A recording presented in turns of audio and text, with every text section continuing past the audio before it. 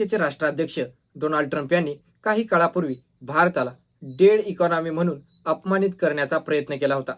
पण आता त्याच ट्रम्पसाठी एक अशी बातमी समोर आलेली आहे ज्यामुळे वॉशिंग्टनमध्ये खळबळ उडालेली आहे.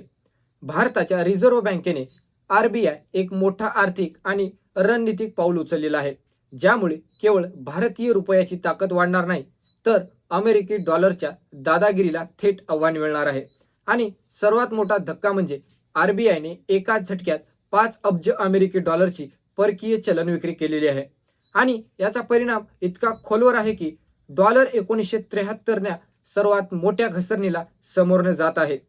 काही दिवसापूर्वी डोनाल्ड ट्रम्प यांनी भारताला डेड इकॉनॉमी घोषित केलं होतं.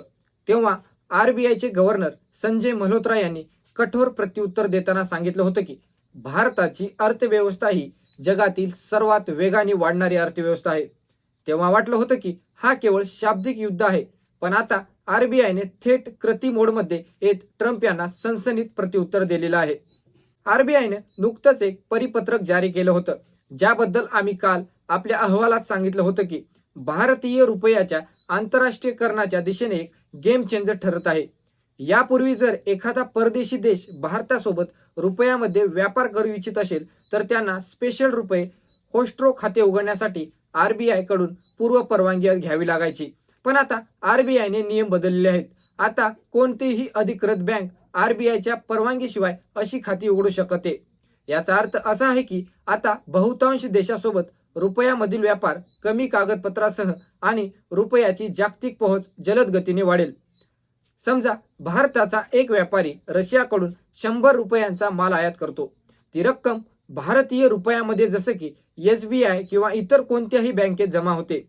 रशियाचा व्यापारी ती रक्कम तात्काळ काढू शकतो किंवा जेव्हा तो भारतातून काही खरेदी करेल तेव्हा त्याच रकमेतून पेमेंट होईल.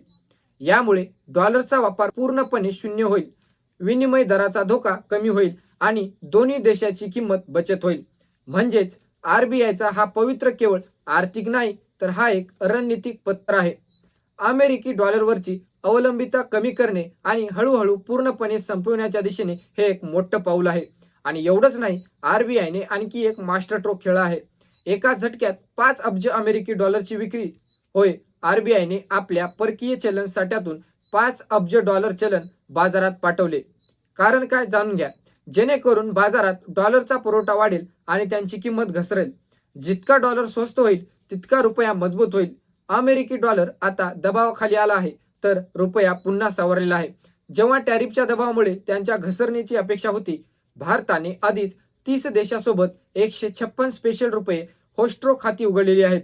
यामध्ये रशिया, संयुक्त अरब अमिराती, बांगलादेश, मालदीव, इंडोनेशिया आणि अनेक आफ्रिकी आणि लॅटिन अमेरिकी देशासोबत समावेश आहे. आता आरबीआयच्या परवानगीशिवाय ही संख्या झपाट्याने वाढेल. आता जरा डॉलरच्या अवस्थेकडे पाहूया. मॉर्गन स्टॅनलीच्या ताज्या अहवालानुसार या वर्षाच्या पहिल्या 6 महिन्यात अमेरिकी डॉलर इंडेक्स 11% घसरलेला आहे. गेल्या 52 वर्षातील ही सर्वात मोठी घसरण आहे. शेवटची अशी घसरण 1973 मध्ये झालेली होती. पुढील 12 महिन्यात आणखी 10% घसरण्याची शक्यता वर्तवली जात आहे.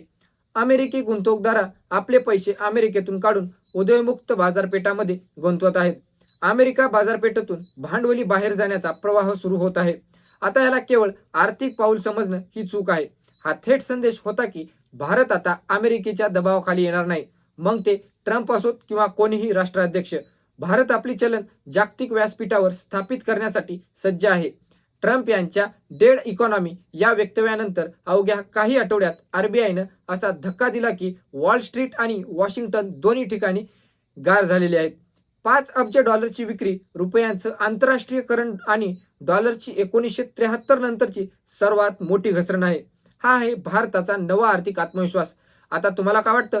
ज्या प्रकारे आरबीआयनं पाऊल उचललेलं आहे त्याबद्दल तुमचं मत काय आहे? कमेंट बॉक्समध्ये नक्की सांगा. आणि चॅनलवरती नवीन असा तर चॅनलला सबस्क्राईब करायला विसरू नका. Thank you for watching.